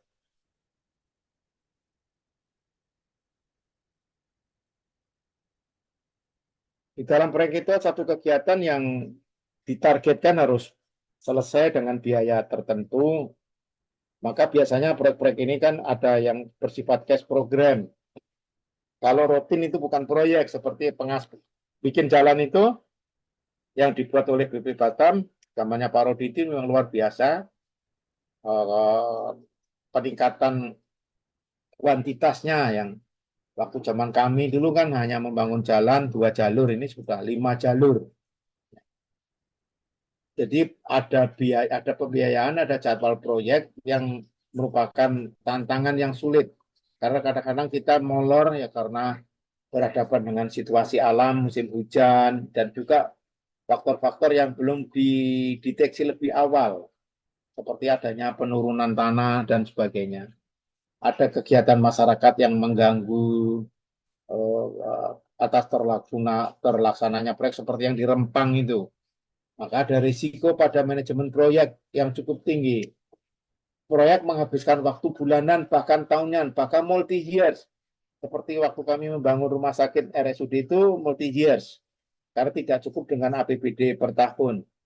Maka kami di BP Batam itu, di Otorita Batam itu dulu membangun itu dengan BOT, Build Operation and Transfer, biaya dari asing, seperti membangun pelabuhan CPO Kapil, membangun pelabuhan kontainer yang ada di Batu Ampar, membangun bandara, itu semuanya Build Operation and Transfer, biaya asing, investor. Jadi kalau ada orang ngomong, kita mau membangun Kepri, uangnya dari mana? Ya dari investasi, tidak mungkin dari APBD. Batam ini kalau menggunakan APBD baru sampai di mana? Itu. Maka Batam ini menjadi berkembang pesat karena kita membangun dengan mengundang investor. Gitu. Beberapa proyek pentingnya. Tapi kalau membangun jalan itu dari anggaran BP semua itu. Yang jalan lebar-lebar sampai 5 lajur itu adalah dari biaya dari pendapatan BP yang dimulai dari pelabuhan, dari spam, dari bandara, dari fasilitas dan lingkungan yang disewakan seperti asrama haji yang diakumulasikan menjadi pendapatan BP Batam bisa dipakai untuk membangun infrastruktur. Manajemen meliputi 3 fase: perencanaan, desain, penetapan sasaran, mendefinisikan proyek, dan organisasi timnya. Proyek ada yang sifatnya fisik dan ada non-fisik. Seperti dulu ada proyek pembantasan buta huruf, ada proyek stunting, ada proyek KB. Nah, itu proyek juga, tapi proyek non-fisik. Kemudian ada penjadwalan berhubungan orang, uang, dan bahkan kegiatan khusus dan menghubungkan masing-masing kegiatan. Pengendalian perusahaan mengawasi sumber daya, biaya kualitas, dan anggaran perusahaan, merevisi atau mengubah rencana, menggeser, mengelola kembali sumber daya, dan agar dapat memenuhi kebutuhan waktu dan biaya. Maka sering ada redesign. Jadi kalau ada diperkirakan pemborosan, ya dihitung ulang. Seperti waktu saya menghitung redesain pondasi tiang pancang di bangunan pemadam kebakaran yang di dekat lapangan Temenggung Abdul Jamal itu tiang panjangnya saya hitung dan menjadi berkurang. Itu namanya redesign. Dalam organisasi proyek akan bekerja baik jika pekerjaan dapat didefinisikan. Jadi pekerjaan itu jelas. Memasang fondasi, masang tiang, masang listrik, bikin jalan, bikin pelabuhan, jelas. Harus bisa didefinisikan. Jangan ada proyek kegiatan yang definisinya nggak bisa didefinisikan dengan sasaran dan target waktu. Pekerjaan tersebut unik atau tidak, begitu biasa dalam organisasi yang ada. Kalau unik berarti memerlukan cara dan sistem yang khusus. Pokoknya buat terowongan bawah laut. Nah ini agak unik. Ya, kalau di Belanda biasa itu jalan-jalan itu tiba-tiba di bawah laut, gitu. Karena di Belanda itu tanahnya lebih rendah dari laut. Maka laut itu dibendung supaya airnya nggak masuk. Tapi herannya sungai-sungai yang ada di Belanda itu tetap ada airnya. Tapi bukan air dari darat, tapi air dari laut. Ya karena kecanggihan dalam teknologi mengendalikan laut. Karena kalau air itu Belanda jago sekali. Pekerjaan mengandung tugas-tugas kompleks dan saling berhubungan yang satu dengan yang lain. Buat gorong-gorong, buat saluran dengan jalan, ada hubungannya. Jembatan untuk membuat jalan, ada hubungannya. Instalasi listrik di pinggir jalan, ada hubungannya. Proyek sifatnya sementara tetapi penting bagi organisasi. Proyek meliputi hampir semua lini organisasi, karena di situ ada manajer, ada pekerja, ada tim. Manajer proyek, bila organisasi dibuat permanen, hal tersebut biasanya disebut dengan organisasi matrik. Jadi bukan proyek lagi. Ya seperti kalau PU itu kan isinya proyek, tapi PU adalah bukan organisasi yang bersifat sementara pekerjaan umum, tapi organisasi yang bersifat permanen. Makanya disebut dengan organisasi metrik. Anggota tim proyek membuat laporan pada manajer proyek proyek mengkoordinasikan dengan departemen lain dan melaporkan pada manajemen puncak, dan manajemen proyek bertanggung jawab memastikan bahwa kegiatan di perusahaan selesai dalam urutan. Jadi bikin fondasi, bikin tiang, bikin dinding, bikin balok, bikin lantai, bikin atap, masang keramik, masang pintu, itu urutannya ada. Gitu. Proyek selesai dengan anggaran, proyek memenuhi syarat kualitas, ditentukan dengan spek dan spesifikasi, orang-orang proyek mendapatkan dan informasi yang diperlukan, motivasi, arahan untuk menyelesaikan pekerjaan. Contoh organisasi proyek, ini kalau ini presiden direktur, di bawahnya ada sumber daya manusia, ada pemasaran, ada keuangan, ada proyek desain, karena ya bersifat fisikally, ada manajemen mutu, dan ada produksi. Di bawahnya ada manajer proyek, ada teknisi mesin, teknisi uji coba, dan ada teknisi listrik, komputer, dan teknisi-teknisi lainnya. Struktur pecahan proyek ada di breakdown menjadi sebagai berikut. Ada struktur pecahan yaitu tingkat proyek, tugas utama pada proyek, subtugas pada tugas utama, ada kegiatan paket kerja yang harus diselesaikan. Kemudian ada penjadwalan, ada disebut tadi diagram Gantt, ya, cara biaya rendah dengan memastikan bahwa semua kegiatan telah direncanakan, urutan kinerja telah diperhitungkan, jadi tidak sembarangan. Kemudian perkiraan waktu telah tercatat dan seluruh waktu proyek telah dibuat. Diagram Gantt adalah contoh teknik non-matematis yang banyak digunakan dan sangat populer di kalangan para manajer karena sederhana dan mudah dibaca. Terdiri dari pencatatan proyek membantu dalam bidang menunjukkan hubungan tiap kegiatan, mengidentifikasi hubungan yang harus dilakukan dahulu, di antara kegiatan dan menunjukkan perkiraan biaya dan waktu yang realistis untuk tiap pekerjaan, membantu penggunaan orang, uang, dan sumber daya bahan dengan mengidentifikasikan bottleneck kritis yang menghambat proyek pada proyek-proyek tersebut. Nah, dalam penerbangan pun ada jadwal. Nah, ini menggunakan diagram Gantt kegiatan pelayanan Garuda. Pesawatnya ada 900 ER, kalau sekarang kan sudah Boeing. Selama singgah 60 menit, penumpang keluar 15 menit, klaim bagasi. Nah, ini di jadwal ini, jadi penumpang keluar, klaim bagasi untuk ngambil tas. Kemudian bongkar peti kemas, bahan bakar diisi. Ya, penumpang nggak boleh naik ini. Tapi kalau kita lihat kenyataan kan penumpang naik sambil ngisi bahan bakar tapi tidak boleh diikat dulu. Sebetulnya itu menyalahi aturan. Kemudian ada air injection mesin, ada kargo dan surat-surat, bongkar muat peti kemas, ada layanan galeri pintu kabin utama dibuka, pintu buritan kabin untuk naikkan penumpang, servis toilet, bagian depan, pusat, belakang, ada air minum dimuat, ada pembersihan kabin kelas 1, kelas ekonomi, ada kargo dan surat, ada jasa cek galeri kabin. Nah, baru boleh diberangkatkan. Kemudian ada pengendalian proyek besar sebagaimana pengendalian sistem manajemen dengan melibatkan pengawasan ketat pada sumber daya, biaya kualitas, dan anggaran. Program-program menghasilkan laporan detail-detail biaya pecahan, urutan kinerja yang telah diperhitungkan, memperkirakan waktu kegiatan yang telah dicatat dan keseluruhan waktu proyek yang telah dibuat. Nah, tadi sudah disinggung ada PERT, Program Evaluation and Review Teknik, dan ada CPM, Critical Path Method, yang merupakan teknik evaluasi dan ulasan program teknik manajemen proyek yang menggunakan 3 perkiraan waktu untuk setiap kegiatan. Ada metode jalur kritis, teknik manajemen proyek yang menggunakan hanya 1 faktor waktu per kegiatan. Jalur kritis, jalur waktu terpanjang melalui suatu sistem jaringan.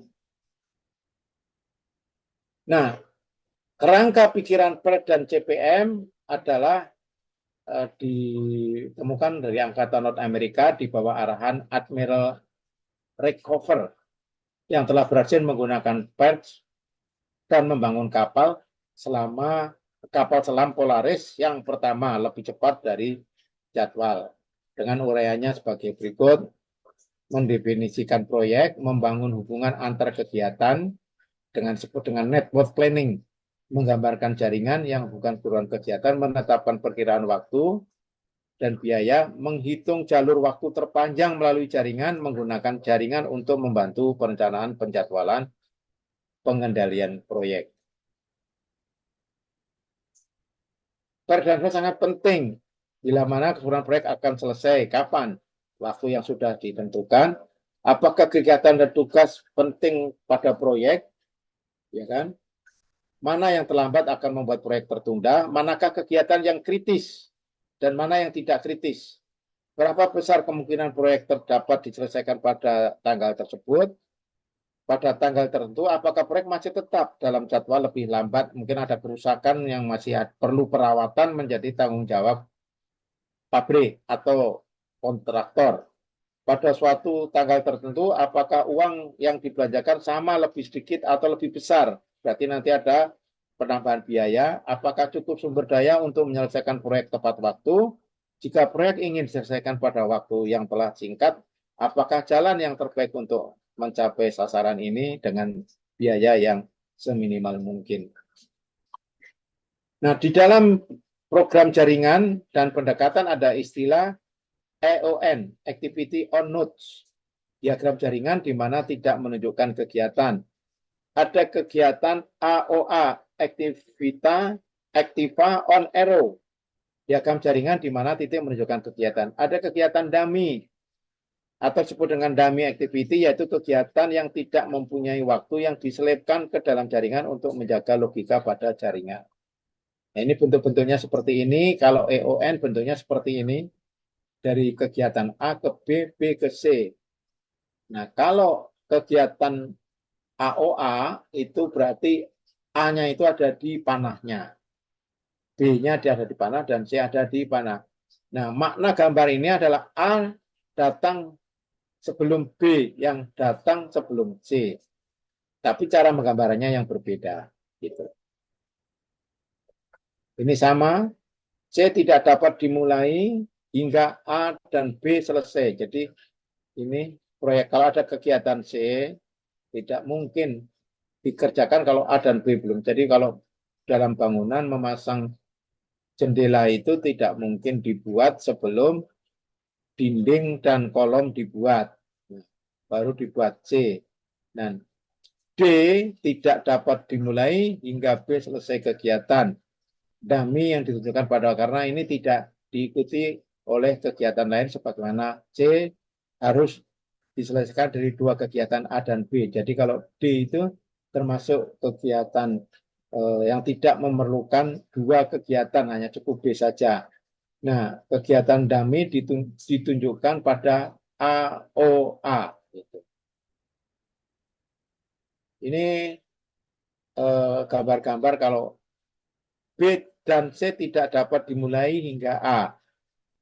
B dan C, ini B dan C tidak dapat dimulai hingga A selesai. Ya. D tidak dapat dimulai hingga B selesai kegiatannya. Kegiatan dummy ditunjukkan pada AOA. Kegiatan dummy adalah kegiatan yang tidak mempunyai waktu yang bisa diselipkan ke dalam jaringan untuk menjaga logika pada jaringan tersebut. Itu disebut dengan kegiatan dummy. Contoh kegiatan pada titik-titik yang kita rencanakan, membangun komponen, A, B memodifikasi atap lantai, C membangun tumpukan, D menuangkan beton, E membangun pembakar temperatur tinggi, F memasang sistem kendali polusi, G membangun alat pencegahan polusi udara, dan H pemeriksaan dan pengujian. Jadi di sini membangun komponen internal belum ada simbolnya dari jenis kegiatannya, tapi mulai dari membangun tumpukan sudah ada disebut benda namanya A, kemudian menuangkan beton A dan B, sebagaimana yang tadi disebutkan nanti di dalam kegiatan di bawah, membangun membakar temperatur C, memasang sistem kendali C, membangun alat pencegahan polusi udara D dan E, pemeriksaan pengajian adalah F dan G, seperti ini. Ini adalah jaringan-jaringan yang digambarkan dari berbagai kegiatan. Nah, kita akan menghitung waktu. Membangun komponen internal 2 minggu, memodifikasi atap dan lantai 3 minggu, membangun tumpukan 2 minggu, menuangkan beton 4 minggu, membangun pembakar temperatur tinggi 4 minggu, memasang sistem kendali polusi 3 minggu, membangun alat pencegahan polusi udara adalah 5 minggu, dan pemeriksaan dan pengujian adalah 2 minggu. Total ini 2 tambah 3 tambah 2 tambah 4 tambah 4 tambah 3 tambah 5 tambah 2 adalah 25 waktu. Nah ini juga bisa dijumlah sesuai dengan tadi contoh. Ya. Nah, bagaimana membuat analisis jalur? Ada istilah mulai early start atau ES, waktu yang terdahulu sesuai dengan kegiatan dapat dimulai dengan asumsi semua terdahulu sudah selesai. Ada EF, earliest finish, E-nya earliest, F-nya finish. Ada LS, yaitu latest starts, waktu terakhir suatu kegiatan dapat dimulai sehingga tidak menunda waktu penyelesaian pada keseluruhan proyek. Ini kalau digambar dalam note-nya seperti ini. Nah, bagaimana kita menghitung waktu slack dan mengidentifikasikan jalur kritis? Slack adalah LS min EF, slack sama dengan LF min EF. Kegiatan dengan slack sama dengan 0 disebut sebagai kegiatan kritis. Jalur kritis critical path adalah jalur tidak terputus melalui jaringan yang mulai pada kegiatan pertama proyek, berhenti pada kegiatan terakhir proyek, dan terdiri dari hanya kegiatan kritis, yaitu kegiatan yang mempunyai waktu slack.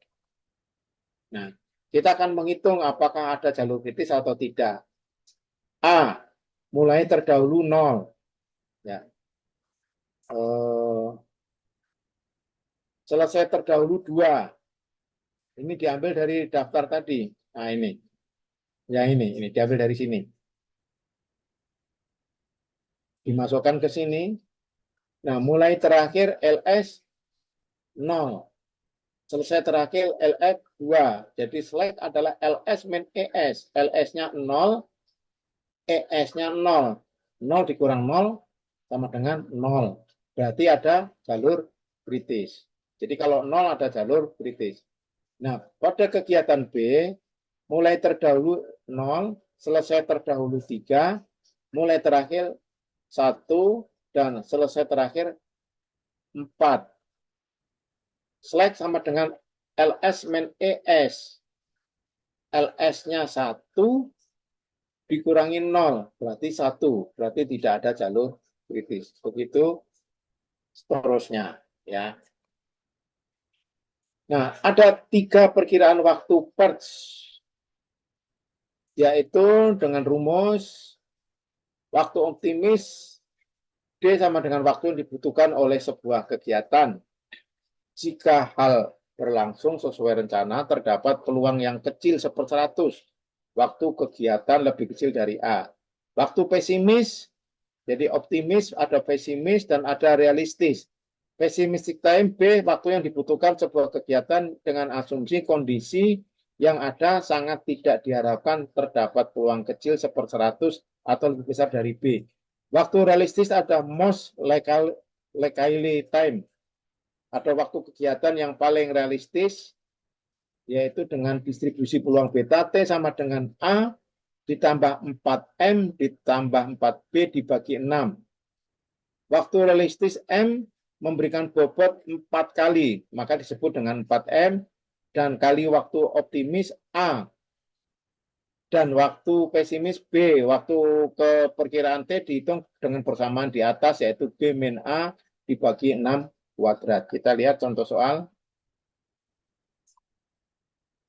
Contoh perkiraan waktu kegiatan F, A 1 minggu, M sama dengan 2 minggu, B sama dengan 9 minggu. Temukan waktu yang diharapkan dan varian kegiatan F. Hitunglah waktu yang diharapkan dan varian untuk semua kegiatan lain dalam proyek. Jawaban T sama dengan rumusnya A ditambah 4M ditambah B tambah 6. A sama dengan 1. Ini 4M. M-nya 2. Berarti 4 kali 2. B-nya 9. Berarti 1 ditambah 8 ditambah 9 sama dengan 18 dibagi 6. Berarti waktu yang dibutuhkan adalah 3 minggu. Nah, perkiraan waktu minggu untuk proyek RSUD, ini latihan. Ada kegiatan tadi masang pondasi, masang tiang, masang dinding, dan sebagainya. Optimis waktunya ini 1, 2, 1, 2, 1, 1, 3. Jadi 1 minggu, 2 minggu, 1 minggu. Waktu realistisnya 2. Optimis berarti lebih percaya diri. 2, 3, 2, 4 ini angka-angka ini angka-angka perumpamaan.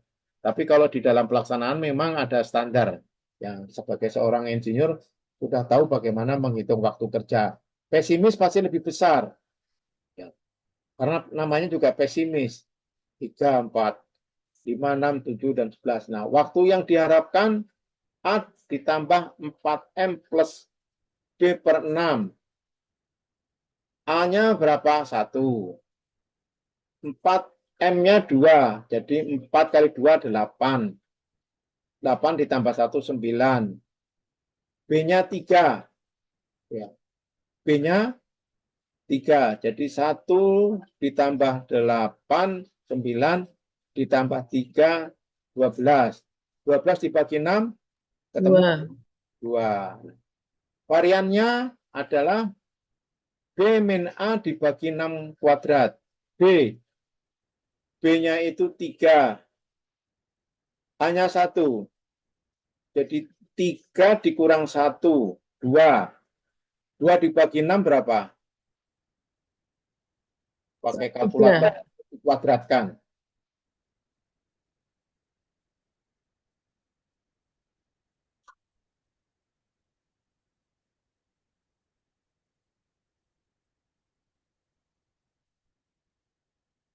Dua dibagi 6. Sepertiga. Dibagi 6, 0,33 dikuadratkan. X kuadrat, mana dia? 1/9. 0,11. Betul? Betul. Udah, ya kira-kira seperti itu ya cara ngitungnya. Mungkin itu untuk perkiraan waktu. Ya. Kalau mau latihan boleh ini ditambahkan. Nanti dihitung. Contohnya sudah ada. Baik. Jam 10 kurang 3 menit. Ada pertanyaan? Pas? Prof, mau nanya, Prof. Ya, silakan. Berarti Prof 4M itu rumus aku tadi saya berpikir tadi Prof A tambah 4M tambah B 4M itu Suaranya sebulan kurang. ya Prof. Gimana? Suaranya kurang kenceng. Saya tadi melihat ada 4M. Itu 4M perkiraan sebulan gitu ya Prof. Kalau Ya, saya itu minggu. itu tadi. Minggu. Ini waktunya dalam minggu semua. Iya. A tambah 4M tambah B Jadi ya Prof A-nya ya. itu 1, 4 M-nya 2. Berarti 1 ditambah 4 kali 2 kan 8. Ditambah B-nya 3. Berarti 9 ditambah 3, 12 dibagi 6, ketemu 2. Kemudian dimasukkan variasan itu, variasi jadi bisa plus minusnya itu ada 0,11. Jadi bisa 2,11, bisa 2 kurang dari 0,11 variasi maksudnya varian itu. Toleransi lah, ini angka toleransi kalau meleset. Makanya ada waktu optimis, ada realistis, ada pesimis. Kita akan mencari waktu yang realistis kan 2 hari, tapi belum tentu 2 hari betul, tapi mungkin 1,9 atau 2,10 kira-kira gitu. Nah, angka toleransinya itu ini 0,11 gitu. Ya. Ada lagi? Halo. Besok bisa jam berapa? Besok saya sebetulnya diundang BP untuk ini, tapi malas juga lah. Diundang BP untuk ulang tahun BP, maka kan banyak karangan bunga itu di BP tadi. Tapi besok pas ngajar pula ya. Kalau besok enggak berarti malam kan. Malam takutnya mahasiswa pada malam mingguan ya. Ya udahlah, saya nggak usah datang ke BP ulang tahun enggak apa-apa juga kan. Jadi, kecuali ada sesuatu besok nanti saya kabari. Besok mulai jam 9 ya. Ya, Atau Prof. baik. Itu Prof, izin Prof untuk Ya. PowerPoint-nya Oh, ya. boleh dikirim Prof. Iya nanti. Tapi angka tahunnya belum saya rubah, nanti dirubah sendiri ya. Yang Iya, tadi Prof. 2016 jadi tahun 2020 umpamanya gitu. Nanti saya kirim ini. Sampai untuk besok juga saya kirim. Iya. Ada pertanyaan? Pas? Pas Prof. Baik. Saya kirim ke kemana? Saya belum punya materi. Atau yang ini kemarin sebelum kuliah ini kuliah apa ya? Ada sama saya. Ada, Prof. Apa? Kepemimpinan Prof. Apa? Kepemimpinan kelas sebelumnya. Oh, jadi ada yang sudah saya kasih materi atau saya kemarin ke Niki atau langsung ke Ke mahasiswa? Bu Niki kemarin Prof. Kemana? Ke Bu Niki. Kemarin Oh, Prof kirimnya ke Bu Niki. oh, baik. Berarti saya kirim ke Niki malam ini ya. Iya, boleh Prof. Ya. Kan besok juga masih lanjutkan kuliah. Baik. Saya kirim PDF-nya. Baik. Terima kasih. Selamat malam dan jumpa lagi besok ya. Baik, Prof. Assalamualaikum warahmatullahi wabarakatuh. Baik Prof. Waalaikumsalam Selamat. warahmatullahi wabarakatuh. Makasih, Prof. Ya, Makasih, Niki tolong Prof. difoto Makasih, Niki. Prof. Halo Niki. Kayaknya udah foto kali untuk absen nanti. Oke, saya live Iya, ya. Prof. Sudah, Prof. Sudah. Nanti saya kirim ininya ya, mata kuliahnya ya, Niki. Ya, Baik, Prof. ya. Izin saya live. Baik.